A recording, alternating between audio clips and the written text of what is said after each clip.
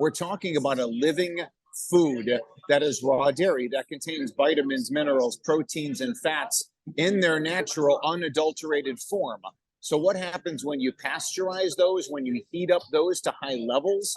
What happens to the enzyme? Finding non-infectious bird flu particles in the commercial milk supply has reignited public interest in the century-long debate over pasteurizing milk. Sales of raw milk or milk that has not undergone the heat treatment process to kill harmful bacteria has spiked in recent weeks. This comes as the U.S. Department of Agriculture announced in March that herds of dairy cattle in the U.S. have been infected with the highly pathogenic avian influenza. According to market research firm NIQ, weekly sales of raw cow's milk has increased 21% since March 25th and 65% from the same period last year. The U.S. adopted pasteurization as mandatory in 1924 to eliminate dangerous bacteria such as E. coli and Salmonella. Raw milk industry leaders, however, told the Washington Examiner that sales of raw dairy products have skyrocketed since the onset of the COVID-19 pandemic. Mark McAfee, president of the Raw Milk Institute in California, who has a background in healthcare, told the Washington Examiner COVID was the best thing that ever happened to raw milk. It's also a time when many Americans began to question the government when it came to advice about their well-being. We know that raw dairy helps to lower blood pressure,